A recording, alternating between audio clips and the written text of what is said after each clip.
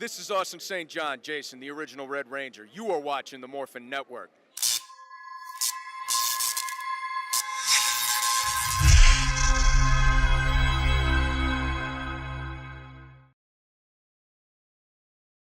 Welcome to my parlor.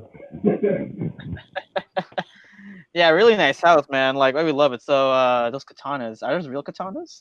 Oh yeah, all of that is real. Those are all swords and weapons that I've gained from my travels. My wife and I, I've been married now for about a year and a half, and we have this weird kind of like bet with ourselves, I guess you could say, or goal. We want to spend New Year's in a different country every year. So that's what we're trying to do. We're trying to celebrate New Year in a new country every year. Everywhere I go, I always try to pick up some martial artifact, preferably historical, and bring it back and have some fun with it. And so these are a few of my favorites that are up on display. But I have many more blades, much to the chagrin of my wife. Hey guys, welcome to our episode of Morphin Network. It's me, Ryan aka Dagger Boy, with my partner in crime, Leonard Moreno, Psychofox, and we have a special guest. If you guys remember him, he was a young Rocky DeSantos of Power Rangers, my Morphin Power Rangers Season 3, right? Season 3? That's Season 2 and Season 3, yeah. And Season 2 and Season 3. Geo Quest Saga. And Colt from Three Ninjas, High Mega Moon, High Noon and Mega Mountain, with High Noon and Mega Mountain. Oh my god, it's a tongue twister. Yeah, I know. High Noon and Mega Mountain, bro. I know. It's funny. To this day, I cannot say it right because it's like that long. Like, ugh. But anyway, guys. Anyway, Mike, welcome. Well, thank you. It's a pleasure. It's a pleasure being here. Okay, tell us about yourself. Tell you about me. Yeah. I mean, I guess I can. My name is Michael Lasky. I'm 36 years old. I'm 5'9" when I'm lying. I'm more like 5'8" and 3/4. As you said, I grew up in the Hollywood scene, auditioning, 3 or 4 times a day, acting a lot.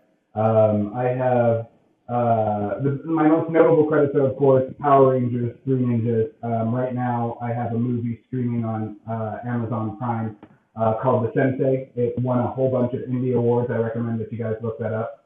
I'm also a 5-time mixed martial arts champion. And was basically a martial arts historian. Spent my life dedicated to the martial arts, and whether that went through movies, school ownership, or anything else, that's basically who I am. You take that away from me, and I'm going to have a big complex about what it's like and who I am if I'm not doing martial arts. Awesome. Yeah. So Mike, how did you get started with acting overall? I got started in acting when I was real young. I want to say I was like 8 years old. I was a world jiu-jitsu champion at the age of 8. And by the way, this is Japanese jiu-jitsu because Brazilian jiu-jitsu wasn't a thing quite yet. But yeah, I was a world jiu-jitsu champion several times over.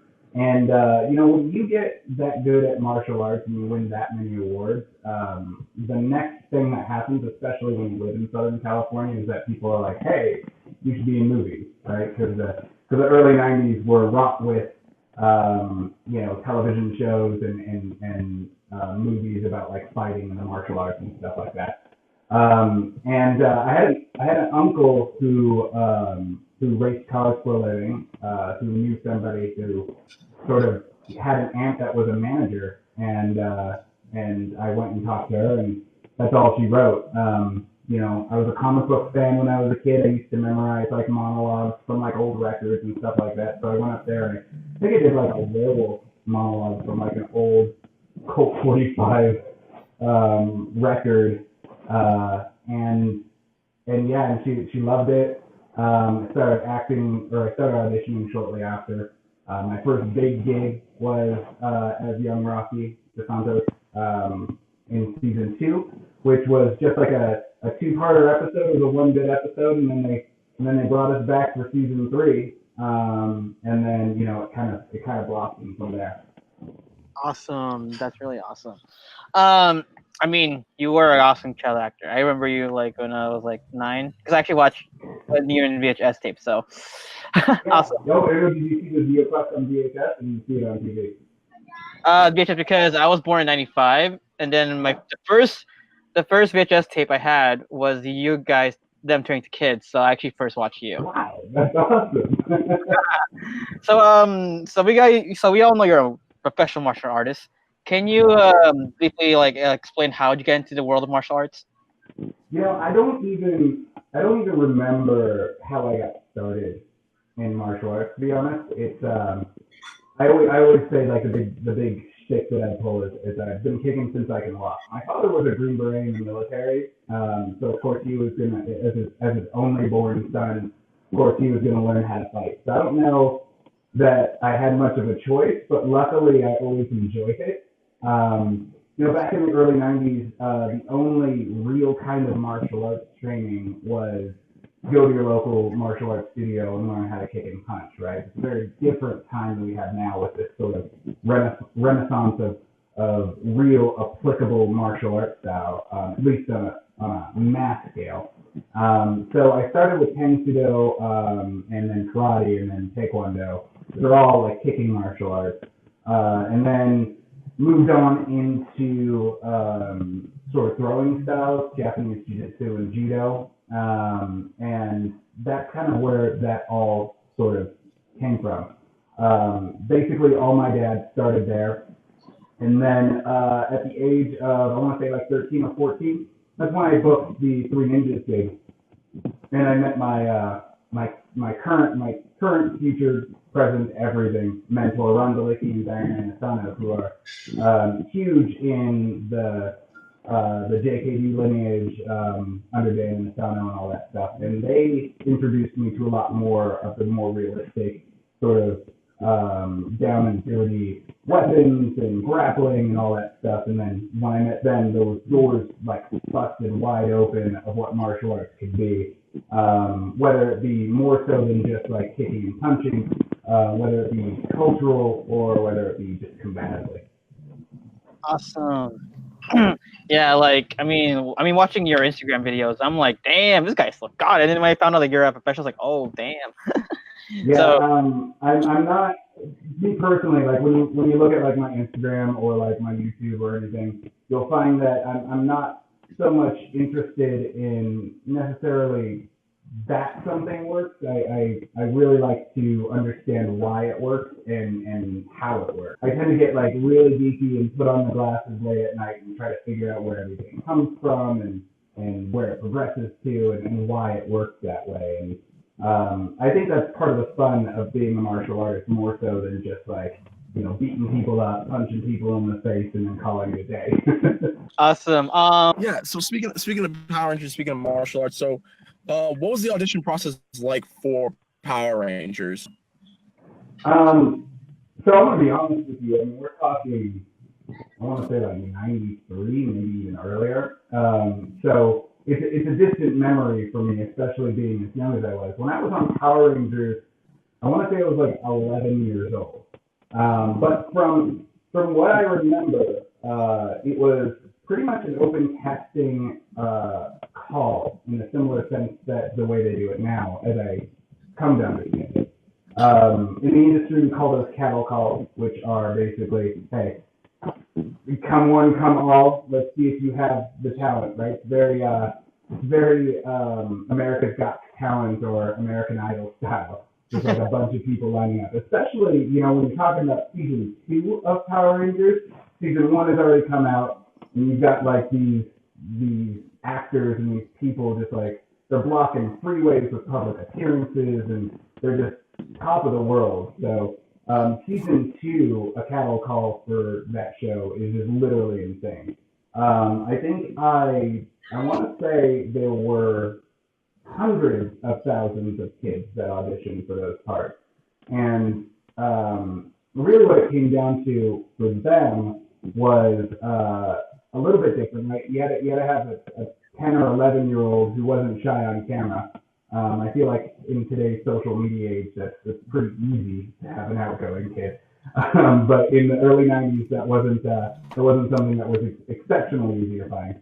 And then you had to find someone who had martial arts talent, and then you also had to find people who looked similarly to the actors whom they're going to shrink down to. And if my memory serves correctly, I don't know if my dad's watching this. He might correct me, but I feel like because of my long hair, I auditioned for Tommy first because of the long hair, and then I ended up looking so much like Steve, or so much like Rocky, that they were like, hey, you know what? You're gonna read for Rocky, and then there it is. Now I'm solidified in in over 25 years worth of Power Ranger history, which is absolutely insane, and I love it. You know what? They should bring you back as an actual new Power Ranger. That'd be fun. Yeah. That'd be fun. I've said that I've been open to the concept of it as long as the character is interesting and real. Especially as an adult now, and knowing what I know about the martial arts, I would definitely consider coming back as some sort of mentorship position. I think I could rock that role. If it wasn't just super shallow and just like a stone face on the wall or something like that. Awesome. Yeah. So speaking of Power Rangers, what was being young and stuff like that? How was that experience being on set with Power Rangers and stuff when you were young? I think I got a pretty unique insight of how Hollywood works and of Power Rangers culture. As I've said on cons before in my Q&A, it's really weird to be on a show and be the specific demographic that they're targeting for that show, right? Most shows you have like people who are professionals and they're adults, and if it's a kid's show, yeah, it's a kid's show, but like I'm an adult on a kid's show, versus what I did, which was, being very much a fan of Power Rangers, because obviously a 10-year-old, I loved everything martial arts, right? And then getting casted on it, it was, imagine, here's a good analogy. Aladdin walking into the Cave of Wonders. When you walk into the command center and you're a 10-year-old in, season 2 of Power Rangers, I mean, that's literally the look that you have on your face, because it was the biggest thing in the world then, and it was absolutely awesome and amazing. But on the flip side of things, we're sworn to secrecy, so, as much as you want to be able to take pictures and have fun and like click buttons and stuff, you've also got to be a 10-year-old professional. You don't get the luxury of running around and playing in the way that you'd want to. I mean, even as an adult, if you guys found yourself in the real command center, you'd be flipping the switch. talk about Three Ninjas. Okay. He's asked, what was the audition process like for? Okay. So the audition process for Three Ninjas was a bit different than Power Rangers. Mainly because obviously this is a franchise that has been around for a while. And I think what they really wanted to do with Three Ninjas Climbing at Mega Mountain versus what they did with the 3 previous films was they very much wanted to up the action. So when they were recasting the characters, they were looking for characters who were just miles above a typical style of martial arts, right? When you look at the fight scenes in Three Ninjas Climbing at Mega Mountain versus any of the other Three Ninjas movies, the Three Ninjas movies previously were designed to, entertain children, to make kids laugh, whereas watching the fight scenes in Three Ninjas Climbing at Mega Mountain, they were very athletically oriented. They were very grasping onto that recent media phase that Jackie Chan brought into America, that kind of Peking opera style Hong Kong cinema fight scene. So they really wanted to step up their game for the fight scene. I think their major priority in casting for Three Ninjas Climbing at Mega Mountain was martial arts talent. So, obviously they got me, they got James Paul Rusty, who is like a NASCA champion 70 times over, and Matthew Batutis had acting chops up the wazoo, and some martial arts experience, but obviously him, being the the doting love interest involved a little bit less martial arts talent than somebody like myself. So the casting process was very much, hey, you're going to be doing a lot of martial arts tricks and a lot of martial arts moves. You need to make sure that you can do that and that you have that kind of stamina and you have that kind of talent. I think I went through 11 different auditions for Three Ninjas High Noon, and I think it got to the point by the 12th one, they called me in the 12th time, and my agent at that point was pretty much like, hey, you're either going to give him the part this time or he's not going to audition again. And then that on audition, I want to say 12, is when they backed us up and they said, hey, you've got the part. We're hoping that you can read for the other characters like Emily, or excuse me, Jennifer, and the other characters. But they had to call our agents and make sure that that was okay that we read for them, because our agents pretty much said no, they're not reading again. You're calling them in to give them the part, or they're not reading at all. Yeah, Leonard lost a little connection. He'll come back in soon. Can you really summarize your experience while working on Three Ninjas? I would say, contrasting it to my experience on Power Rangers, I was obviously a Three Ninjas fan as well, because as I said earlier, everything martial arts I was interested in. But contrary to Power Rangers, going into Three Ninjas, I was a much more, I guess, seasoned professional. It seems weird for me as a 36-year-old to call a 14 or 15-year-old a seasoned professional, but by that time I've gone on so many auditions, I've done so many commercials, I've done so many events and stuff like that, that my goal going on to Three Ninjas High Noon at Mega Mountain was just to make sure that my martial arts prowess was in keeping with the form and function of the last athlete person. Because Max Slade played Colt 3 times before me. He hadn't changed at all versus every other actor. So I knew that I needed to make sure that I not only brought that funky spirit that Max had brought before me, but I had to, in essence, because I'm a competitor, one up him a notch in martial arts ability. So that's really what I went through in going into it. The whole experience, I mean, you're talking to a 14-year-old kid who's working in a closed down amusement park for 2.5 months. I mean, it's a pretty interesting experience. It's pretty awesome. Working with Hulk Hogan, who is everybody's childhood legend. Say prayers, eat your vitamins, all that junk. And then, of course, more so for me personally, was Jim Varney, the actor who played Lothar, is Ernest P. Worrell. You know him from things like Ernest Gets Stupid and Ernest Goes to Jail and all that stuff. I always say that if you say you don't like Ernest, you're either lying or you're wrong. Those are your 2 options.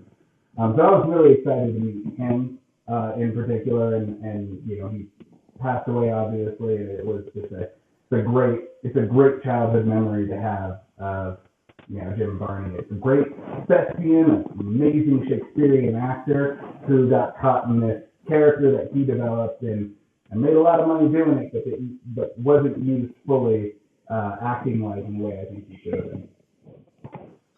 That's a really amazing story, man. We didn't. Well, now we know that whole story. That was amazing. Do you have any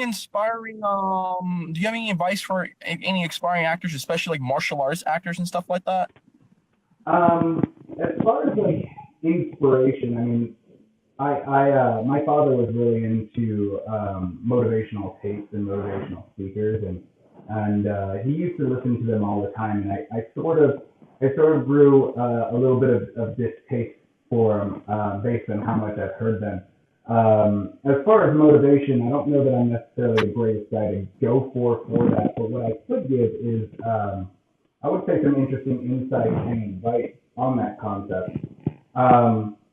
when it comes to acting and when it comes to moving into Hollywood in particular, the first advice that I give everybody is make sure that you're going into it because you want to be an actor and not because you want to be famous.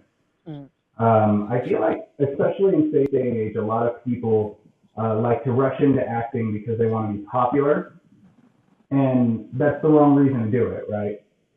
Acting, like martial arts, like being an artisan wood carver, you should do it because you love it and you want to get better at it. And the fame and recognition is kind of like a sidebar, right? So if you want to be an actor, if you want to be a martial artist, if you want to be a martial arts actor, make sure that you actually love doing it and then do it to your fullest potential. Because if you love doing it, then you're never going to stop and you're going to get recognized for it. Versus, just trying to get famous by any means necessary. I think that we have some pretty kind of socialized sort of perception, or we can sense when people are just trying to be famous versus people who are actually trying to better themselves as an artist. So get in there, go to acting classes, don't turn down jobs, work, create, do what you want to be doing, no matter how lower level. Even in this situation, right? You're looking at two people on screen here who love Power Rangers and love interviewing people, and they're not working for E Entertainment right now, but they're doing something with it, right? They're working for it, they're going for it, they're moving for it. I love martial arts, I love acting, and I'm not on the Tonight Show today, but we're doing interviews and we're having fun and we're creating content with the people who love that content, and that's what's important. So just do what you love and create. And then secondly, realize that I think every famous person does it themselves.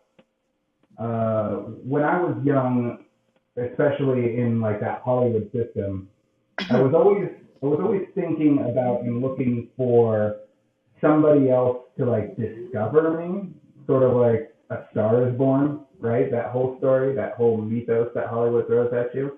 But I think that's just something that they tell you so that it seems like it's possible, winning the lottery, all that stuff.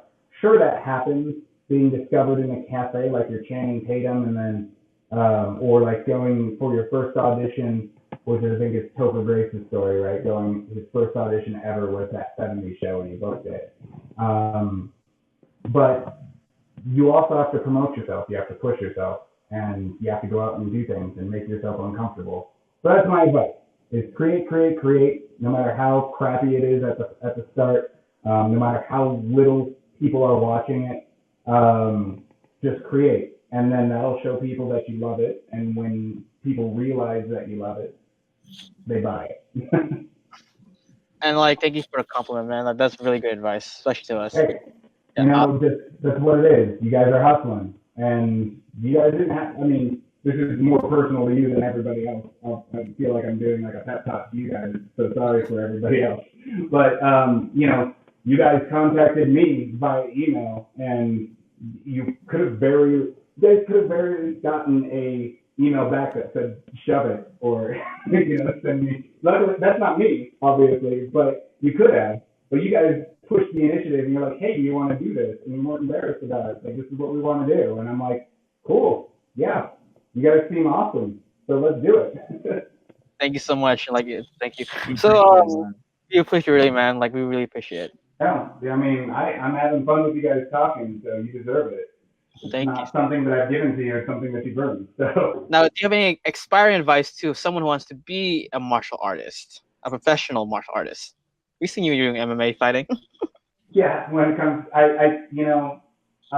the being a martial artist, especially the type of martial artist that I am, or a fighter, is that it's pretty much the same. I want to say that it was Hopkins, the boxer, that said, if you don't think that boxing is theater, then you're doing it wrong. When it comes to being a fighter, it's literally the same thing. My advice is absolutely the same. Work hard, make sure that you love it, and create content, be an interesting individual, go out there and talk to people, develop your personality, develop your online presence and things like that, because it's all fighting is basically making a movie, but it's punching people in the face. That's the only difference. And so the advice to make it short and make it succinct is the same. Go out there and do it. Take fights, win fights, lose fights. If you lose fights, talk about those fights and then fight again. Talk about where you went wrong, because people are just as interested in how you fail as they are in how you succeed. And I think a lot of, especially contemporary fighters, just starting out, they want to have that like epic run, and then the second they hit their first loss, they back off and they get scared and they run away and they're like, oh, I'm not made for this. That's not what it is. All fighters are telling stories, just like somebody who wrote Guardians of the Galaxy 3. You're just telling a story with fighting. So people become your fans and they like the way you talk. They like to follow you. They like your content. And if you lose, talk about it. Don't make excuses, and they'll still like you even though that you lose, and they'll want to see you come back and win. I think that's the biggest mistake that, in my opinion, that fighters make, is shying away from, not being the best. Because it's all a story, and people and having a movie where somebody wins all the time isn't a fun movie anyways, right? You need those peaks and valleys, and the only reason why we love Marvel movies or Power Rangers or anything is because we see our favorite characters at their lowest, and then they push through.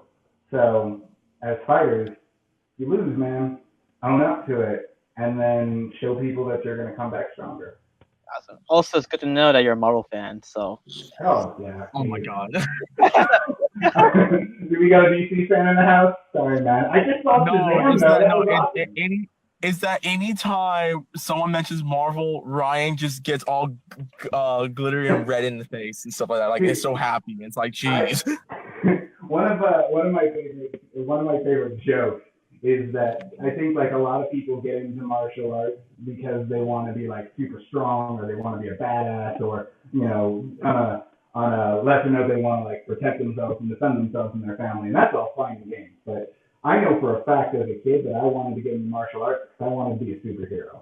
And I knew. No, we all did. Like, I took karate for a good 2 years because I really love Dragon Ball and I really love Power Rangers. So exactly. I took Aikido my first 3 years because I was a Steven Seagal fan. So I was like, oh, I want to learn that. And my dad's like, that's Aikido. Because I used to be a cop, used to be a trainer. It's like, I was like, yeah, okay, learn it. Yeah.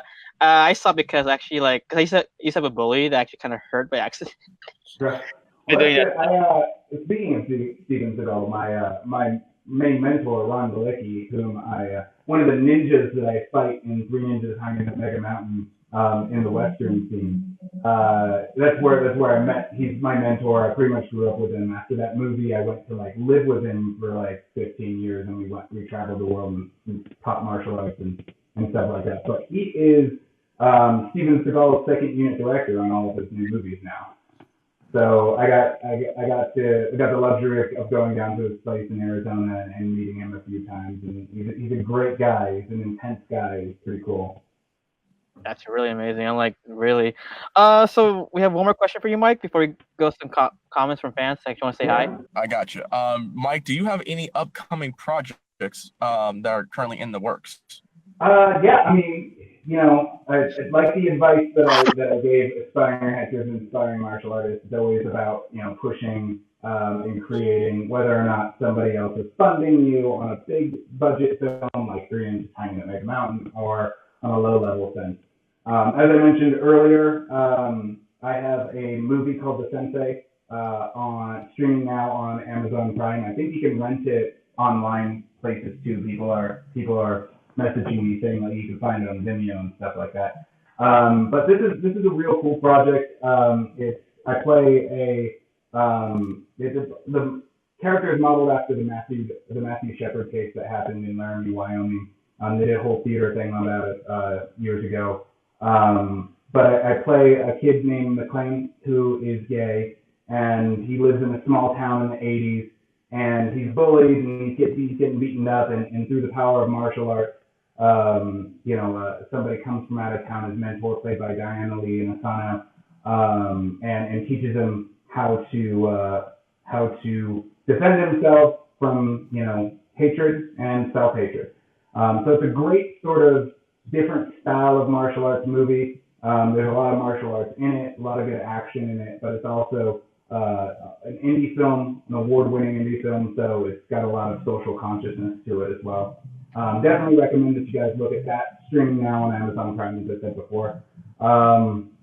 And next weekend, not next weekend, but the weekend after that, I'm going to be at Power Morphin Express in Pasadena, Texas.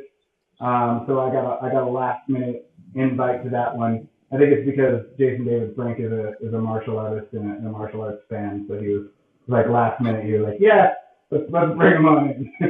Yeah, I mean, he did sponsor you a little bit. Like he did promote you in his Instagram. Yeah. So I think he's fans of my lineage, just under my instructor being under Bruce Lee myself. And then the weekend after that, the second weekend of April, is Fusion Con in I want to say Port St. Richie in Florida. But yeah, look up Fusion Con, you'll be able to see it, or if you follow me on social media, you'll see posts coming up to all that stuff. But other than that, one of the reasons why my wife and I moved into this new place and designed this parlor and everything is that we're going to start pushing my personal YouTube channel a little bit more. One of the things that I love doing on YouTube is when I find sort of like an ancient weapon or some sort of weapon's historical importance.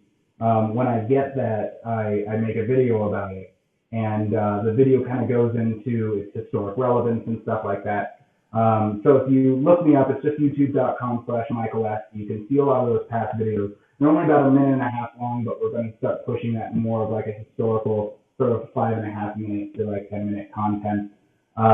We're going to be doing a separate kind of fun YouTube style martial arts channel where you can learn to kind of fight like your favorite superheroes. So as like the movies kind of come out, I want to teach people how to fight with Aquaman's trident. I want to teach people how to be able to fight with Mjolnir. I want to teach people to be able to fight with a power sword and understand how to use these tactically, and understand how to spin them and move them properly.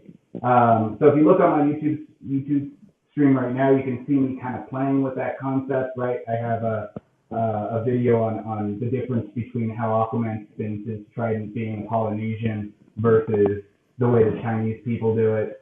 So we're gonna get into that. And then lastly on YouTube, and this is what I'm really excited about, is I want to create an entire curriculum on YouTube where people can learn martial arts and rank under me in one cohesive curriculum. So we're going to start with kickboxing at first. You're going to be able to log on and learn martial arts from, Colt from 3 Ninjas and one of the former Red Power Rangers, and eventually rank under me. And I will literally send you a certificate and a belt in the mail if you wanna work online virtually with me. So we've got a lot of fun stuff in the works, internet-wise, so that we can get out to everybody, and I'm really excited about it. Awesome. That's really awesome. So, guys, look for that. Or look at his YouTube page. Okay, guys, I did ask some comments. We'll read it. So, first, it's Thomas Franco. Mike, would you come back to Power Rangers as an actual Ranger besides the younger version of Steve Cardenas? Well, yeah, we covered that a little bit earlier. I would love to do that. I mean, I personally am a little disappointed that I never got to officially morph. So just that concept of being able to scream those words out and actually morph would be just a lot of fun for me. It's like anything though. As a 36-year-old man who makes the money that he does, I don't necessarily need it. So I would want the character to be interesting enough to jump into, not just like a side notion. So. Okay, so Hasbro, get on it. Hasbro, Yeah. get him. So next season, get him as a mentor. Yeah, Hasbro, follow me on social media and write me a character that's worthy of those martial arts weapons because we can have some fun. Hey, they do that with Animal Season. They do have some martial arts stuff in there, so hey, maybe. And you have a mentor, right? It's true. Johnny Young Bosch is a super talented martial artist in very different styles of martial arts. He actually recognized my parents, Ron Borky and Diane Inasano, at Power Morphicon in Los Angeles. And he was like, "These are your parents?" And I'm like, "Yeah." So. So Chris O'Rourke says, Mike, what is your favorite fighting style? Oh man, asking a martial artist of my sort of tenure what their favorite martial arts style is sort of like asking your parents to pick their favorite kid. I wouldn't say that they can't, but I think I would say that they can say it depends on the day. It really just depends on how I feel.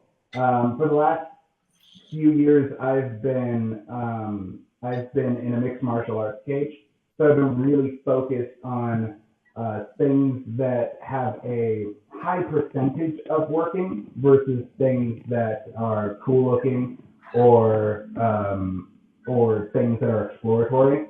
Because as a fighter, you have one job, right? Win fights. So your goal is to look at things that have a high percentage value.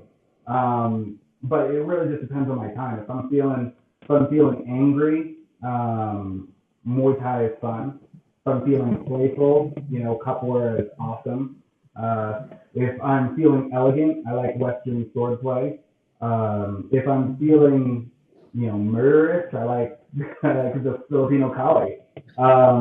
If I'm feeling mean, I like Panatikin. It just really depends on your feeling and your spirit. If I'm feeling zen, I might go for some Tai Chi or some meditation. So I guess ask me in the mood that I'm in, and I can tell you with martial arts. Wade Wilson says hi. Hey. Alex says hi also. Hi, Mike. What's up, Alex? How you doing? Our own Kent Brown says, hey, Mike. Hey, Kent. What's up, man? Johnny Goodard. Oh, you know. Hey, Mike, you did a great job playing Colt and Three Ninjas High Noon and Mega Mountain from Johnny Goddard. Thanks, Johnny. I actually think that Colt's one of the more fun characters that I've played. I think the character I'm most proud of portraying is McLean Evans in The Sensei, streaming on Amazon Prime.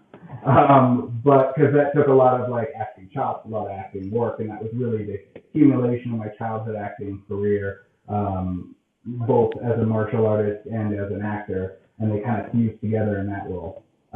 But Colt was by far my favorite character. I loved how funky he was. I loved how aggressive he was. Portraying a middle child of a cute little boy and a cute older boy, right? They're both the loved ones in very different ways, whereas Colt was kind of just in the middle, just ready to rough stuff up. He's kind of a bit of an animal. I personally, more so than going back and revisiting a Power Ranger character, I would love to go back and revisit where Colt is as an adult, and how his childhood and everything that he learned affected him and who he is now as an adult. I think it would be really fun to explore.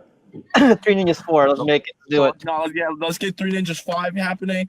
Let's get Steve Atkins to play Rocky, and let's get I need someone to play Tom Tom, and yeah, so let's get all that happening. Scott Atkins just adults and see what happens. It's just old men now just trying to figure it out. In their 30s, back problems and sitting at a desk. Oh, Larry Newball again. Hey, Mike, did you have any props from Three Ninjas High Moon at Mega Mountain? So On me? Actually, yeah. So there's a Colt mask right there. So fun story. Three Ninjas Hanging at Mega Mountain didn't have the actual mask from the previous Three Ninjas movies. Feature. If you guys remember the movie, it starts off in this like darkened warehouse. It's like this ninja obstacle course, which is a lot of fun to film, especially as a kid. But they didn't. We were originally supposed to pull down our masks in the script and go through the entire course with those masks on. But the early '90s, and casting such talented martial artists, they didn't want to hide our faces because they wanted to show everybody that we as kids were actually doing as much as we possibly can, legally allowed to, on the set and going through this entire course. So they actually mixed the concept of us pulling down the mask because they wanted the audience to see that we were the actual kids doing a lot of that work. So it's kind of bittersweet because it would have been really cool to have worn the mask in the show because obviously I grew up with Three Ninjas too.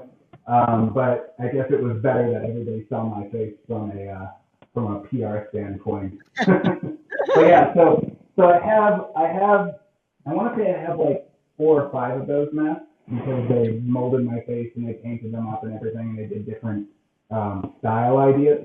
But yeah, that's one of them. I have the script autographed by everybody who starred in it. I think I have. Sorry, I'm moving out here. I have a lot of signed memorabilia from like the actors who were in it. Nice. And stuff like that. What else do I have in here? My dad just actually sent all. Oh, here's Power Ranger stuff right there. Nice. So yeah. So I mean, I have all of that stuff. It's not stuff that like defines me as a human. So like my wife and I don't like litter our house with all of that stuff. That's what martial arts gyms are for. So that's all down there, not necessarily in the house or in the parlor. Josh Carlin, are you a Bruce Lee fan? Josh Carlin, what's up, Josh? Yeah, man, Bruce Lee was my inspiration when I was a kid. Enter the Dragon, Chinese Connection, all of that stuff. What I loved about Bruce Lee specifically was that he wasn't just a martial artist, but he was also a philosopher as well. And I think that's what a lot of today's kind of MMA realm lacks is just people who are concerned with results instead of just concerned with being or creating better people.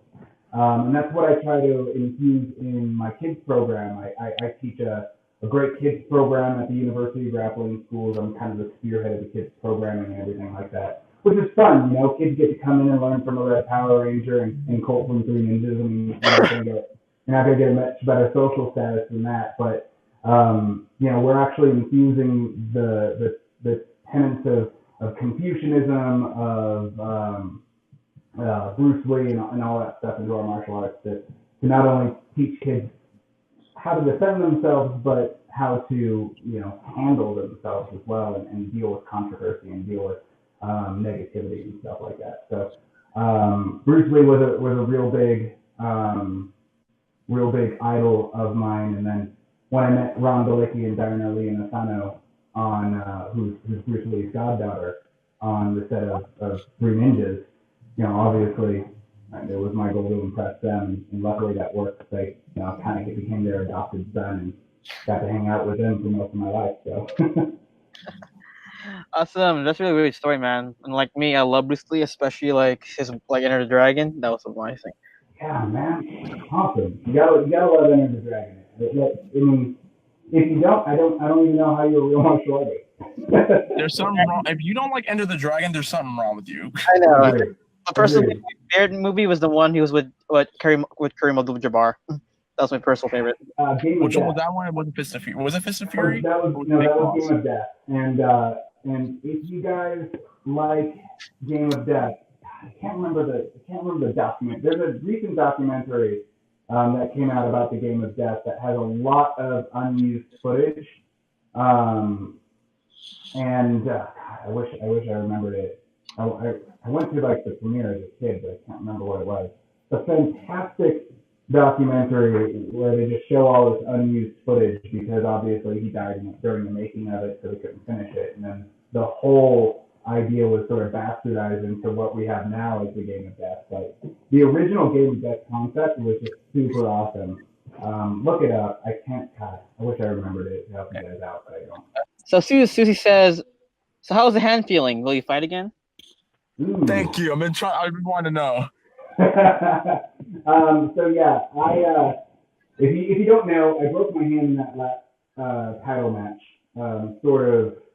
With like 3 minutes left, or yeah, about I want to say 2 minutes left in the third round before the judge stopped it by a ground and pound. But I broke my hand in half. Still won the fight. But lost the war apparently because I haven't been able to train as much as I'd like to. So I have like this big steel pin going over this hand here. We're in rehab right now, trying to stretch out the tendon. Can't quite make a fist yet, but we're working on it. My dad calls me Iron Fist now, which is I'm taking that title. I love it. But fight-wise, I'm looking for more high-profile fights right now. Because honestly, with the level I've gotten in fighting, I'm Utah State's number one amateur fighter according to Tapology. I was once ranked third on the West Coast. I think I might be fourth or fifth now. As far as like the prestige, having won 5 championships, I don't think that there's much more my career can get out of fighting, but I'd like a more high profile, more interesting fight. I definitely want to fight in Vegas, and that's what we're talking. We're talking to Tough Enough in Vegas about a possible fight between me and Blake Foster, the Blue Turbo Ranger. Yeah, so Blake expressed interest in it. He's a world champion karate fighter. So they love it. Blake's into it. I'm into it. It's just a matter of logistics at this point. We want to kind of pair it up with a Comic-Con in Las Vegas. So it's like maybe the same weekend, so we could get a lot of like Comic-Con people to come down and watch that fight. But oddly enough, there's not a lot of huge Comic-Cons in Las Vegas. I thought there would be more, but They're not. Yeah, no, there's like 2 or 3 of. Yeah, And so I would say honestly the biggest. Sorry, go ahead, Mike. Yeah, if you guys out there have any interest or any ideas as to like which fight venues might want to host that fight, I'm personally partial to a fight in Vegas, which is why I'm trying to make the Vegas one happen. If there's Comic-Cons out there that you think might pair well, tough enough venues out there are super interested in it. Blake is down, I'm down. We can make it happen. We just want to make sure that the fans are there for it. And I said I would be totally down to see it. So yeah, so you're flying down. What you're saying? I just drive down there. Yeah. Oh right. Yeah. You guys are in Los Angeles, so that's easy for you. Yeah. So Nick, we have one more question. Do you have any funny experience on MMPR? I mean, the whole experience on MMPR was so surreal. I think the funniest experiences are how there was a complete media blackout on the time that I was in Power Rangers because we were filming this whole series, this whole episode, this whole season in between that cliffhanger between wondering who the White Ranger was, right? If you guys remember that whole big reveal, right now it might not be as easy to understand, but when you were living through Power Rangers, then there was a whole giant cliffhanger on this White Ranger ascending from the ceiling and then clicking open his helmet and then almost pulling it off, revealing who it was, and then boom, it cut black and nobody knew who it was. Oh. Right? So all the kids were just like wondering who it was. It was like the biggest deal. So while we were filming, so there were no cameras allowed. You couldn't take pictures of anything. That's why there's so little media from that whole Alien Ranger series. Is because you get one snap of young Tommy wearing a white shirt, and everybody knows who the White Ranger is. So just having that media embargo and everything being so secret and so cool. I remember all of the actors being like, "Oh, so you know who the White Ranger is?" I'm like, "Yeah, we got the script, bro. We know who it is." That's actually awesome behind the scenes story. We didn't know that. Huh. Yeah. Oh, sorry. Continue. No, that's all right. I mean, that's kind of how it went down.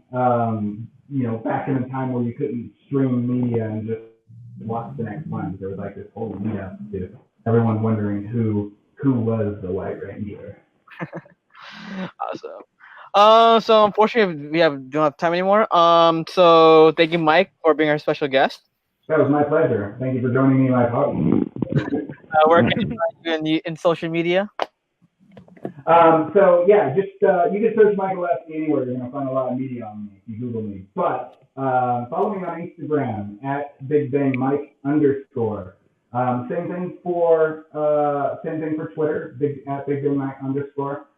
Find me on YouTube, just youtube.com/Michael Asky, and on Facebook, facebook.com/BigBangMikeRock. Awesome. Leonard, where can they find you? You can find me somewhere. Right, I'm joking. Twitter, Instagram, @Reckless_Fox. You can find me on my YouTube channel, Reckless_Fox. Find all my latest gaming content on Twitch.tv/RecklessFox. I actually played Kingdom Hearts 3 yesterday, and we had a great time doing that. And follow my podcast, SoundCloud.com/ScruggleGaming for all your news on the video game industry. Awesome. You can find me on Instagram, DancerBoy247, and please follow our page, Morphin Network, on YouTube, Facebook, and Instagram, and also Twitter. Yes, we have a Twitter account. Okay, guys, thanks so much. Thank you, Mike, for being our special guest. No, the pleasure's all mine. I guarantee it. And we're signing out. So, bye-bye, guys.